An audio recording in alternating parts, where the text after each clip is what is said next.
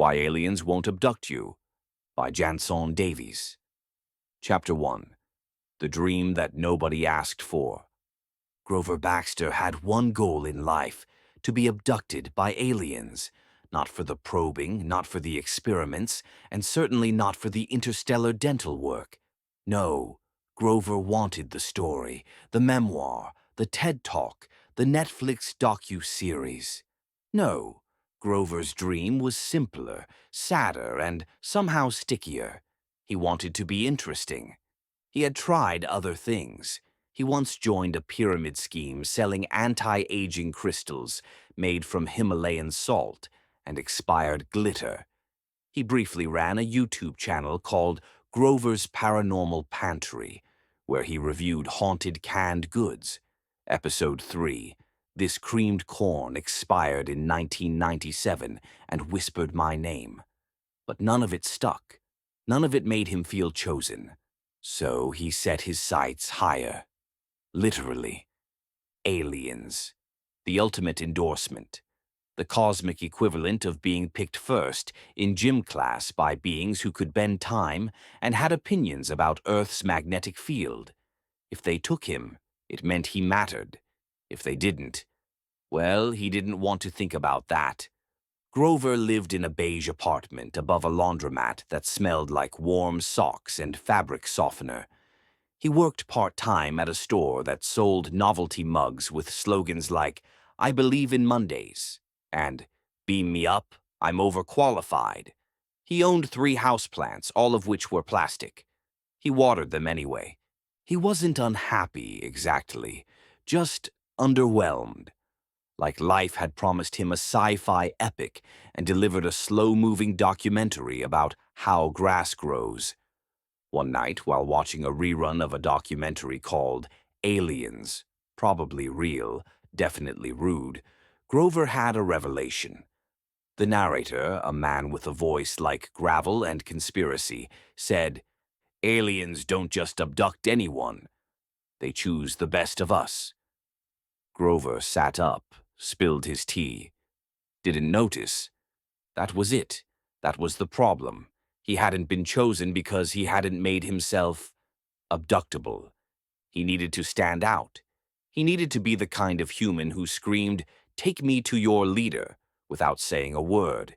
He needed to become, in every sense of the phrase, alien bait. And so, Grover Baxter, age 32, lactose intolerant, emotionally available, began his transformation. He opened a fresh notebook, titled it Operation Get Beamed, and underlined it twice. Then he wrote, Step 1. Make a list of things aliens like. He paused, tapped his pen, wrote, shiny things, cornfields, open minds, weird hats, southern accents. He circled weird hats 3 times. Outside, the stars blinked indifferently. Somewhere in the distance, a dog barked at nothing. Grover took it as a sign. Tomorrow he would begin, and the universe, he was sure, would finally take notice. Chapter 2. The List of Alien-Friendly Traits. Grover Baxter believed in preparation. He once packed an emergency kit for a trip to the grocery store. It contained a flashlight, 3 granola bars, and a laminated map of the produce section. So, when it came to attracting aliens, he knew he needed a plan. He called it The List. Written in a spiral notebook with a cover that said, Live, Laugh, Probe, the list was a compilation of everything Grover thought might appeal to beings from another world. He had done his research, by which he meant watching late-night reruns of alien documentaries hosted by men with suspicious mustaches and unearned confidence. The list read, Shiny Hat. Aliens, Grover reasoned, were drawn to reflective surfaces. He purchased a metallic fedora from a costume shop that smelled like tinfoil soaked in mothballs. It was labeled Space Cowboy. He wore it with pride and mild neck strain. Yellow rain jacket. Visibility was key. Grover wanted to be seen from orbit. The jacket was waterproof, windproof, and socially repellent. It made him look like a traffic cone with opinions. Cornfield. Crop circles were the universal language of alien flirtation. Grover didn't own farmland, but he did have a backyard. He planted corn. It grew sideways. He blamed gravity. Open-mindedness. Grover practiced by watching reality TV and refusing to judge. He once watched an entire season of a show called Ghosts Who Cook and gave it 5 stars for emotional vulnerability. Willingness to be abducted. He wrote YES on his forehead in permanent marker. It was backwards in the mirror, but he assumed aliens would appreciate the effort. He also added good vibes, though he wasn't sure how to quantify that. He tried humming at different frequencies while standing on his roof. A neighbor called the fire department. Grover considered it progress. Each item on the list was checked, double-checked, and annotated with notes like may need glitter or test with pigeons. He even added a bonus section titled Optional Enhancements, which included tinfoil socks, glow-in-the-dark shoelaces, a belt made of old VHS tapes labeled Alien Evidence, a tattoo of the word welcome in binary. He used a ballpoint pen. Grover began wearing his full ensemble daily. He walked through town like a man who had lost a bet with the cosmos. Children stared. Dogs barked. One elderly woman mistook him for a weather balloon and tried to report him to the FAA. He didn't mind. Attention was good. Attention meant visibility.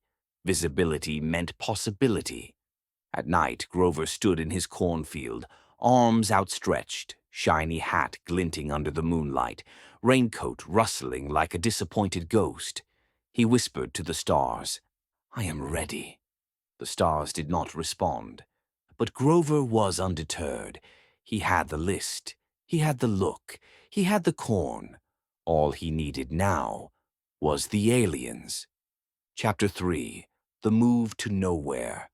Grover Baxter believed in proximity. If aliens were abducting people, he reasoned, they probably had a preferred zip code. Maybe they liked small towns, fewer witnesses, easier parking. After extensive research, mostly reading forum posts written in all caps, Grover discovered a place called Plink, population 312. According to a website called UFOSNU, Plink had the highest number of alien abduction reports per capita in the continental United States. Most of these reports came from one man named Carl, who owned a telescope, a CB radio, and a deep distrust of squirrels. Grover packed his essentials. 3 notebooks labeled Alien Log, Alien Backup Log, and Alien Feelings Journal. His shiny hat, which now had a small dent from a pigeon encounter. The yellow raincoat, which he had waterproofed with expired hairspray. A framed photo of himself waving at the sky. He arrived in Plink on a Tuesday, which felt like the right day to begin a new chapter in a life that had, until now, been mostly footnotes. He bought a modest house on the edge of town. It came with a backyard, a shed full of mysterious tools, and a neighbor named Doris who believed her cat was telepathic. Grover liked Doris. She once asked him if he'd ever been abducted emotionally. He said yes.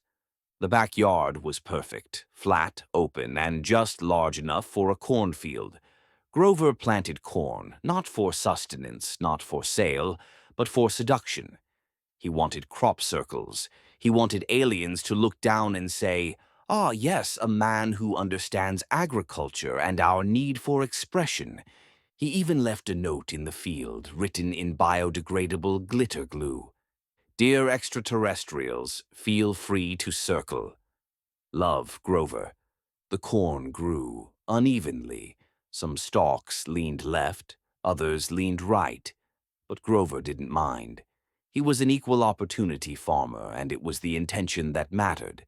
He began walking through town in his full ensemble, shiny hat, yellow raincoat, moon boots, and a backpack labeled Alien Observer. He waved at everyone. He handed out pamphlets titled, "Why I'm Ready."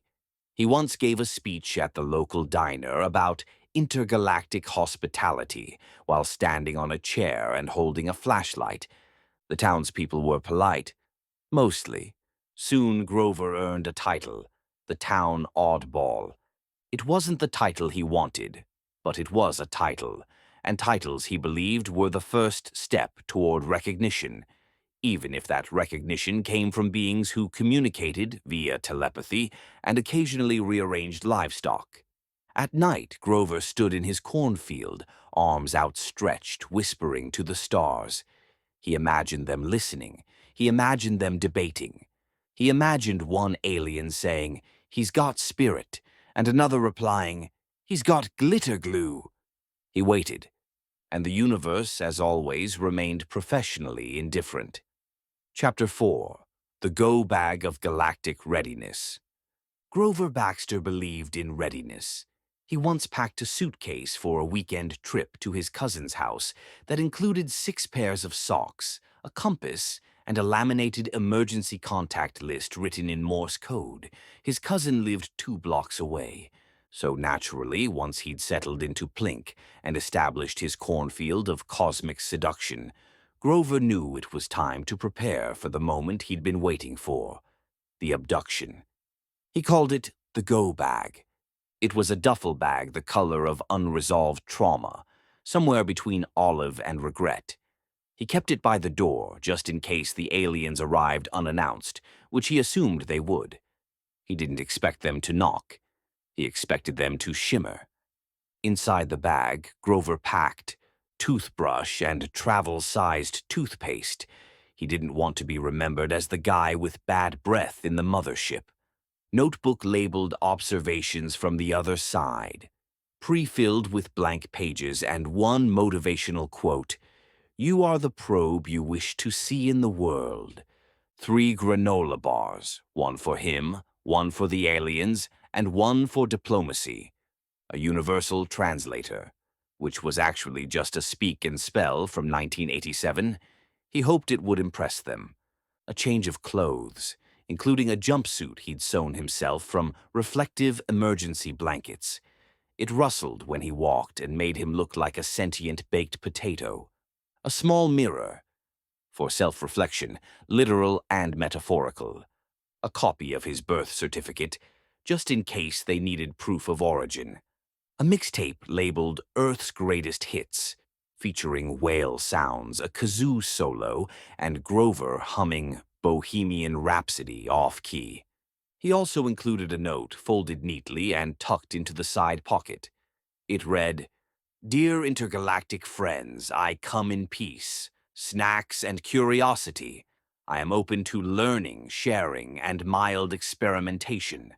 Please be gentle. Sincerely, Grover Baxter, Earth mostly." Grover practiced grabbing the bag and running to the cornfield in under 30 seconds. He timed himself.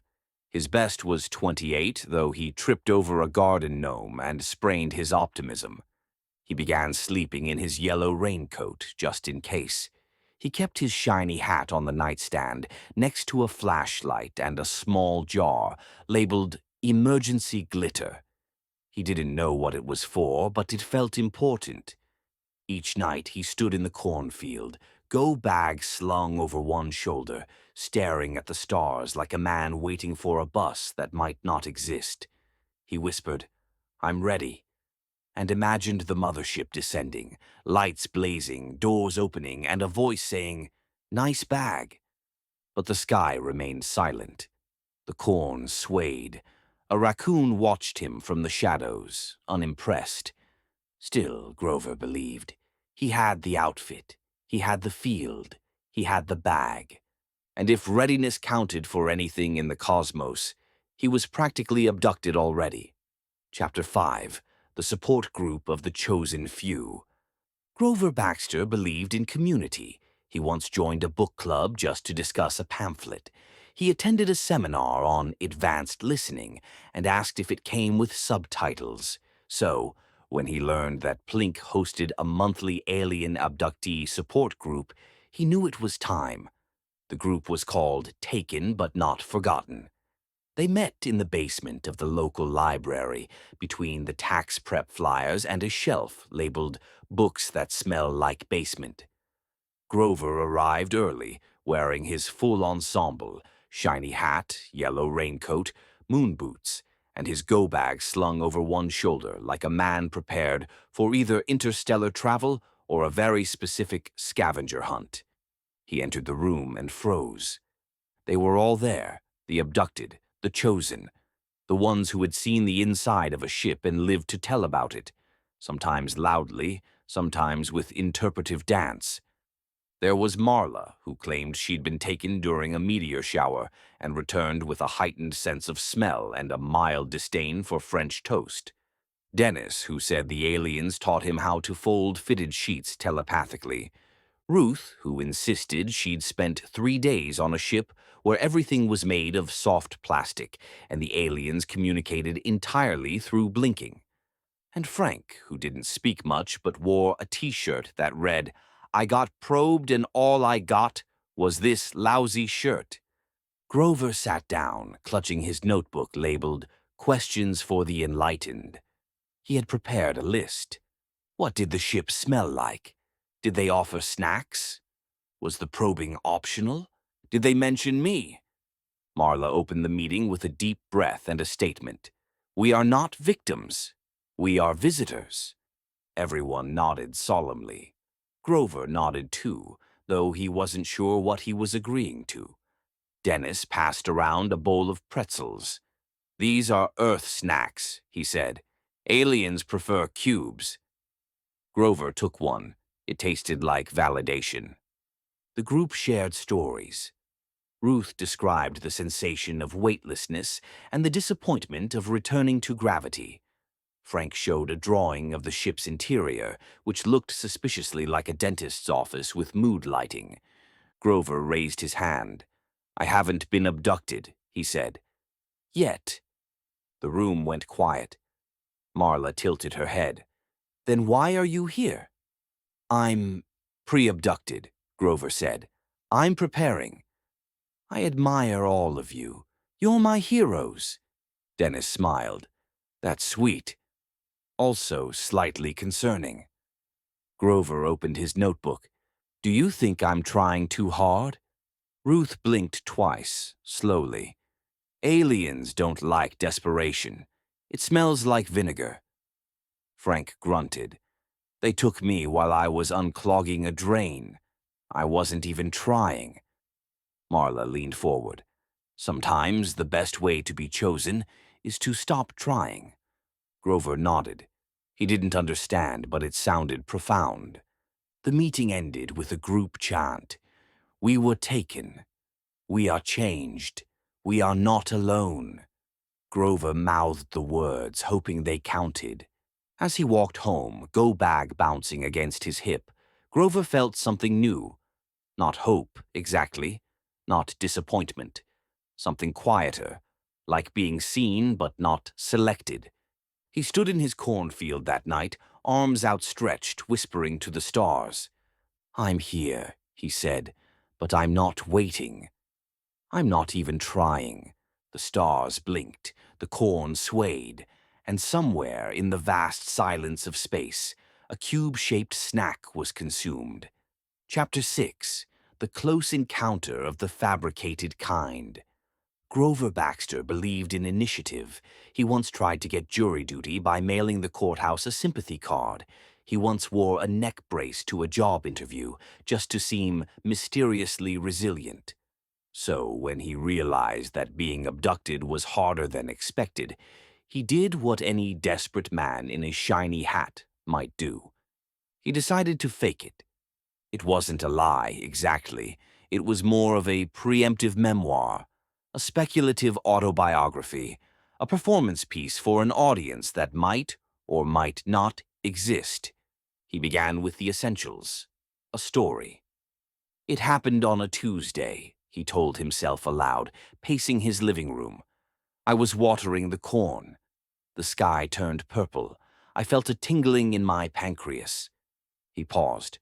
"Too specific?" He revised. I was outside. There was a light. I floated. I saw shapes. They whispered my name, but backwards. Better. Mysterious. Just vague enough to sound authentic. Next, he needed evidence. He took a selfie in the cornfield at night, added a lens flare, and printed it in black and white. He labeled it Unverified Encounter. He placed it in a folder next to a drawing of a ship that looked suspiciously like a rusty hubcap. He also created a diagram of the alien touch point, which was just a map of his backyard with arrows pointing to places he'd felt cosmic vibrations. One arrow pointed to the compost bin, another to a patch of dirt where he once dropped a spoon. He rehearsed his story in front of a mirror. He practiced blinking slowly, pausing dramatically, and saying things like, "They chose me, but not for reasons you'd understand." He even added a scar, not a real one, just a smudge of eyeliner shaped like a crescent moon. He called it the mark. It faded in the rain. Armed with his fabricated experience, Grover returned to the support group. Marla greeted him with a nod. "You look changed." "I've been touched," Grover said solemnly. Dennis squinted. "By what?" "By them," Grover whispered. "The ones who hover." Ruth blinked twice. "Did they say anything?" "They said, 'soon,'" Frank grunted. "That's what my dentist said." Grover shared his story. He spoke of lights, floating whispers, and a sensation like being hugged by static electricity. He showed the photo. He passed around the diagram. He even offered granola bars infused with cosmic energy, which were just regular granola bars he'd microwaved for 10 seconds. The group listened. They nodded. They didn't question. But Grover felt it. The hollowness, the echo of pretending, the weight of being seen for something he hadn't lived. After the meeting, Marla pulled him aside. "You don't have to fake it," she said gently. "You're already one of us. You're waiting. That's enough." Grover blinked. "But I wanted to belong." "You do," she said, "even if the ship never comes." That night, Grover stood in his cornfield, eyeliner smudged, photo crumpled in his pocket, whispering to the stars. "I'm here," he said, "but I won't lie again." The stars blinked, the corn swayed, and somewhere in the vast silence of space, a hubcap-shaped ship remained unimpressed. Chapter 7. The interview that sparked a mild panic. Grover Baxter believed in destiny. He once followed a trail of glitter through a parking lot, convinced it was a sign. It led to a birthday party he wasn't invited to. He stayed anyway. So, when a woman in a tailored blazer and sensible boots stepped into the Plink diner and asked, "Is there a Grover Baxter here?" he stood up so fast he knocked over a chair, a ketchup bottle, and a small child's sense of security. Her name was Elena Cruz, and she was a reporter for a regional magazine called Unexplained but Tasteful. She had sharp eyes, a calm voice, and the kind of posture that suggested she'd never worn a shiny hat in public. "I'm doing a piece on alien culture in small towns," she said, flipping open a notebook. "Your name came up." Repeatedly, Grover beamed. "I'm very abductable." She blinked. "I see." They sat in a booth. Grover ordered tea. Elena ordered black coffee and a plate of skepticism. "So," she said, pen poised, "you believe aliens are real?" "Absolutely," Grover said, "and I believe they're ignoring me on purpose." Elena raised an eyebrow. "Why would they do that?" "I'm too eager," Grover said. "It's like dating. Desperation repels them." She scribbled something. Grover tried to read it upside down. It looked like possibly unstable. "I've prepared," he continued. "Cornfield, go bag, emotional openness. I even joined a support group. Have you ever seen a UFO?" "No," Grover said, "but I've seen a suspicious cloud." Elena nodded slowly. And you wear this outfit daily. Grover adjusted his shiny hat. Visibility matters. She asked about the crop circles. He explained the tire tracks. She asked about the support group. He described Dennis's fitted sheet technique. She asked about his goals. I want to be taken, Grover said, gently, respectfully, ideally with gentle hands. Elena paused. You know most abductees don't enjoy the experience. I don't want the probing, Grover said. I want the story. She looked at him for a long moment, not unkindly, like someone trying to decide if the man in front of her was a visionary or just very committed to a bit. May I take your photo? She asked. Grover posed with his go-bag, one foot in the cornfield, arms raised like a man signaling to a helicopter that doesn't exist. She snapped the picture. Thank you, she said. You're unique. Grover smiled. Do you think they'll read your article? Elena tilted her head. Who? The aliens, Grover whispered. She didn't laugh. She didn't roll her eyes. She just said, if they do, I hope they're gentle. That night, Grover stood in his cornfield, replaying the interview in his head.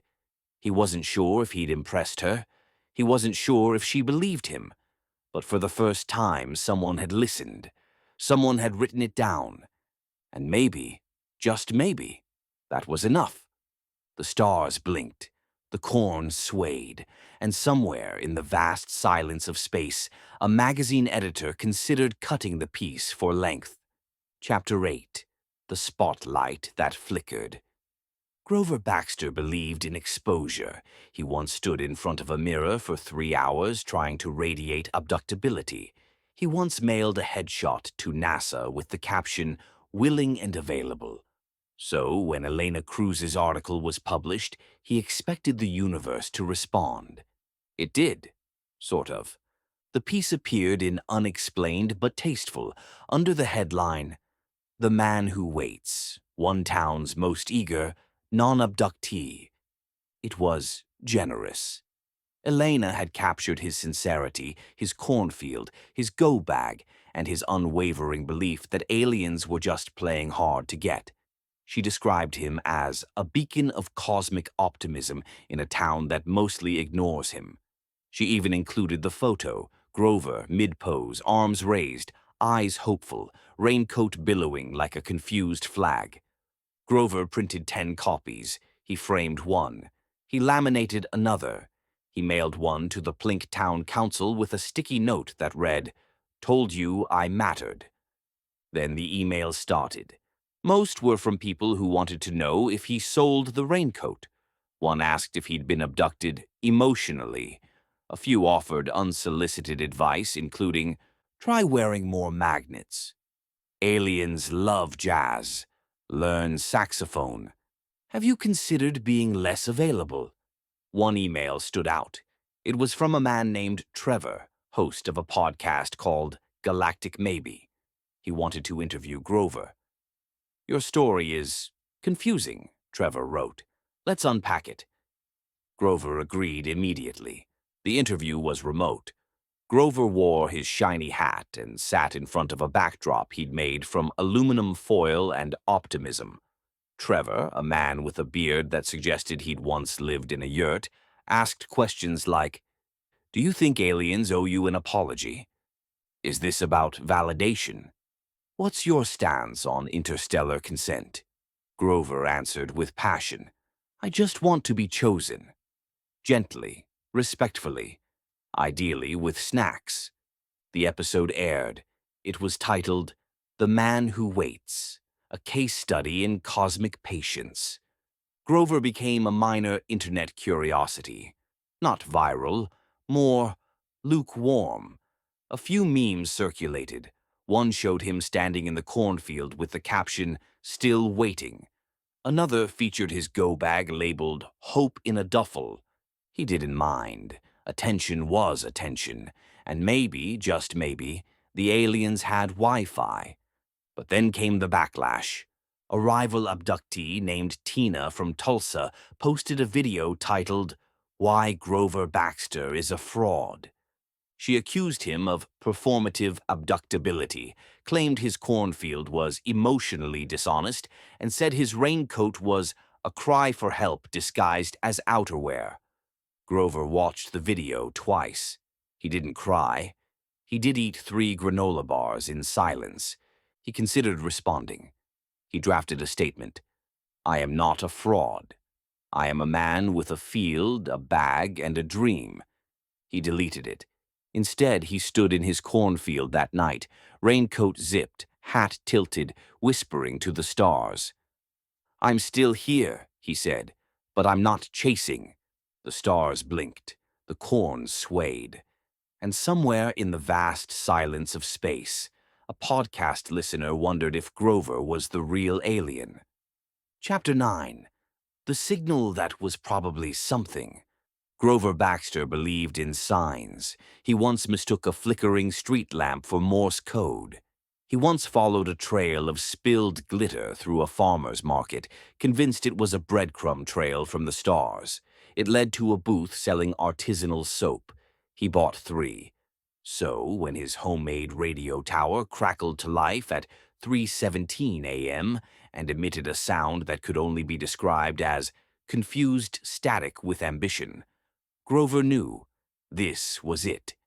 He leapt from bed, raincoat already half-zipped, shiny hat askew, moon boots squeaking against the linoleum. The tower, built from coat hangers, a karaoke machine, and one very optimistic toaster, was humming. Not musically, more like a refrigerator trying to remember a song. Grover grabbed his notebook labeled Contact Protocol and flipped to the page titled If They Call. It read, "Remain calm. Offer refreshments. Do not mention probing. Ask about their favorite earth animal. Try not to cry." He pressed his ear to the speaker. The sound was rhythmic, pulsing, like someone trying to whistle underwater. He adjusted the dial. The static shifted. Then, just for a moment, he heard it. A tone, a pattern, a sequence. 3 beeps, pause. 2 beeps, pause. 1 long beep. Grover gasped. "It's a countdown," he whispered. "Or a recipe." He scribbled furiously. He tried to decode it. He consulted his laminated chart titled Alien Frequencies and You. He cross-referenced it with a placemat from a diner that had a picture of the solar system. He circled Neptune. He didn't know why.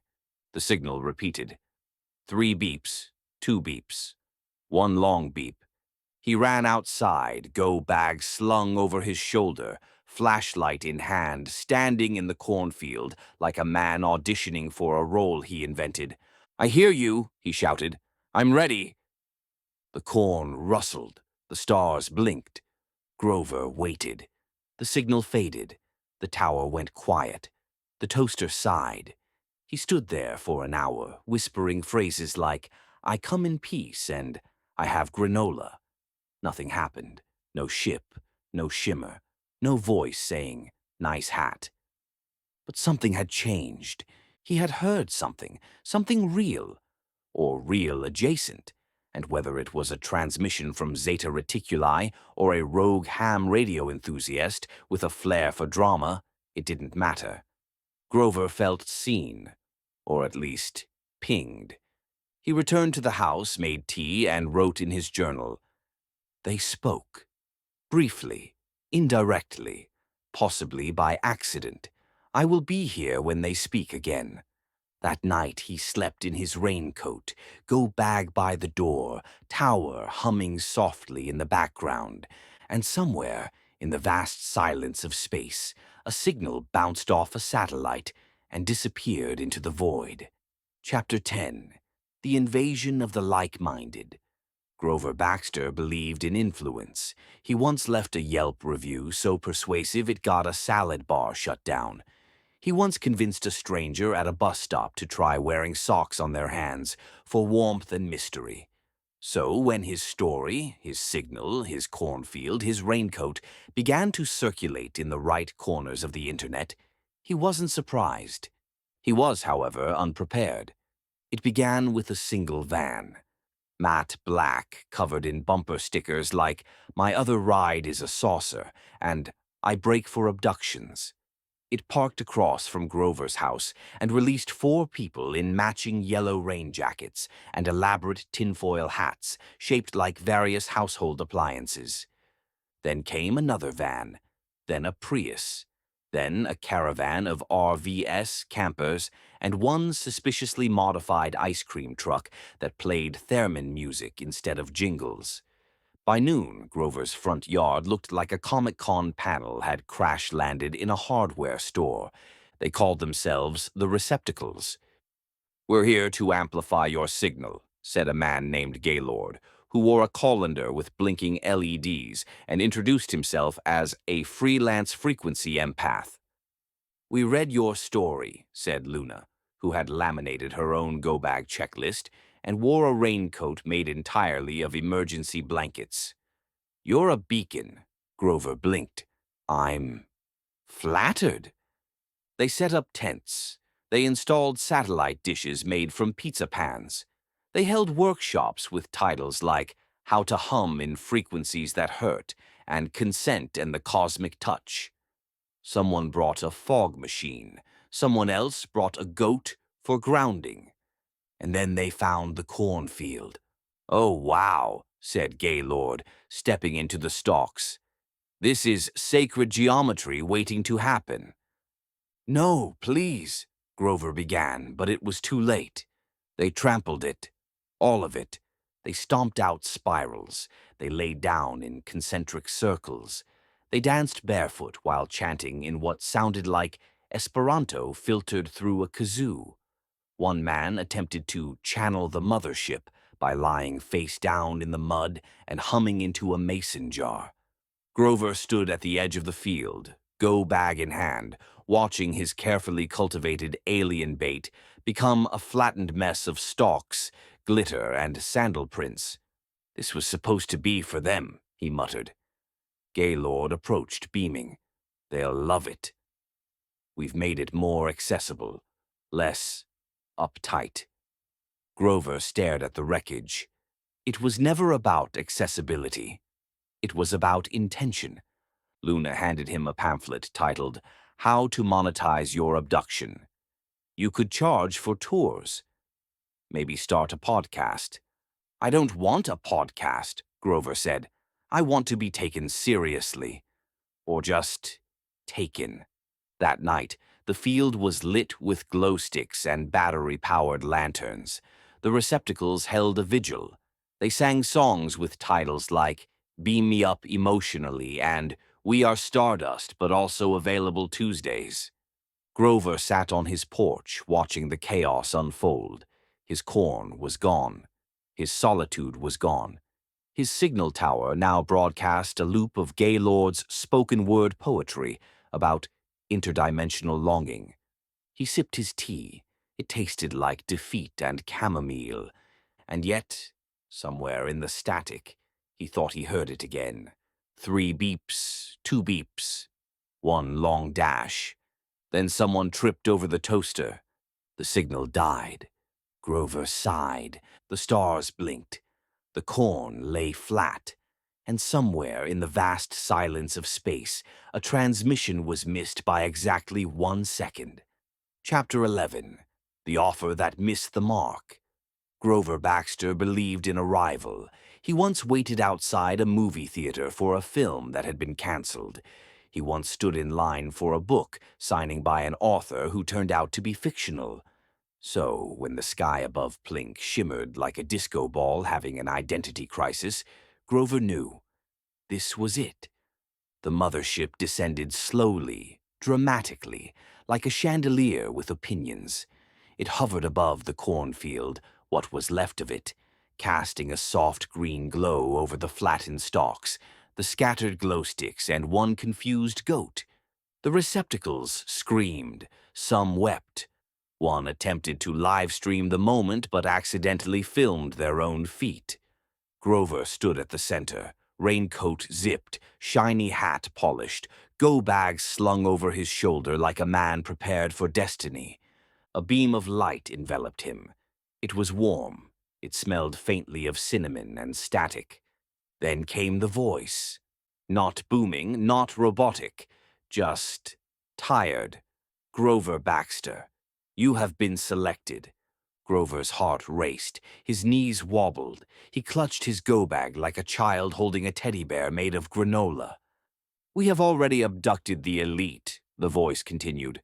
Scientists, artists, diplomats, influencers, the heroes of your world. We are now seeking less desirable specimens. Grover blinked.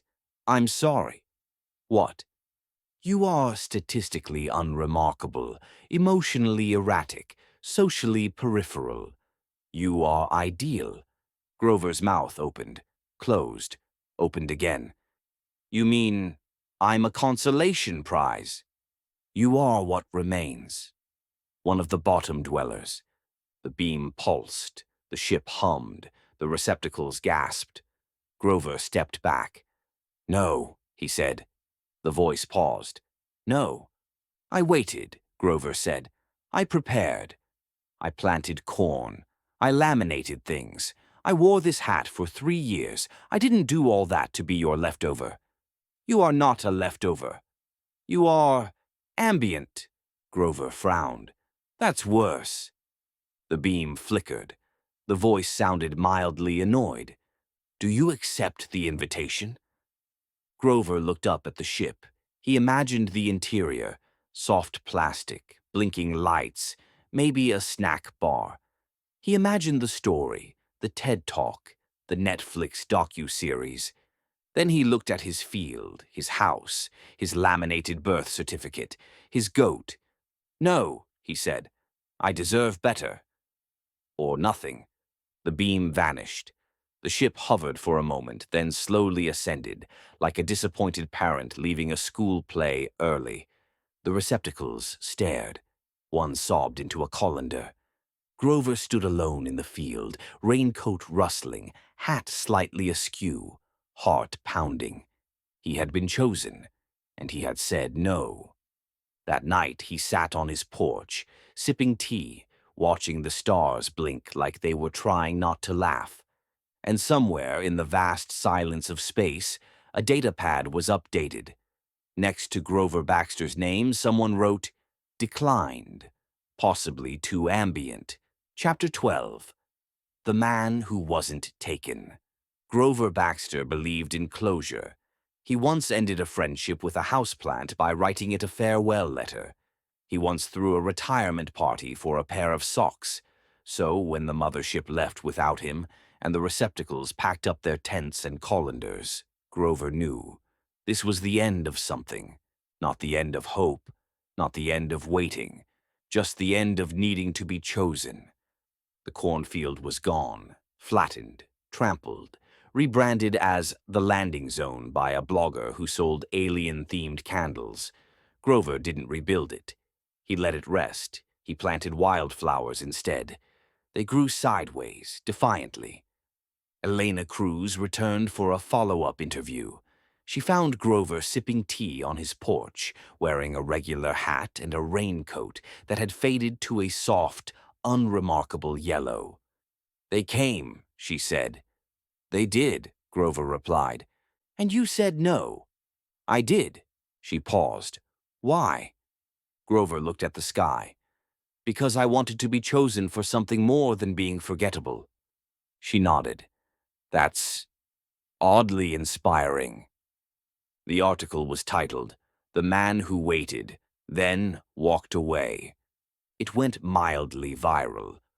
Grover received a few emails, one from a man who'd built a signal tower out of spoons, one from a woman who'd stopped waiting and started painting, one from a child who asked, Are aliens just people who live far away? Grover replied, Yes, and sometimes they don't return your calls. He kept the go-bag, not for abduction, just in case. He filled it with snacks, a notebook, and a small mirror. He labeled it for earthly emergencies. At night, he still looked at the stars, not with longing, not with desperation, just with curiosity. And somewhere in the vast silence of space, a ship passed by Earth without stopping, and Grover, sitting quietly in his garden of sideways wildflowers, was perfectly fine with that. The end. Please like, comment, and subscribe. Thank you.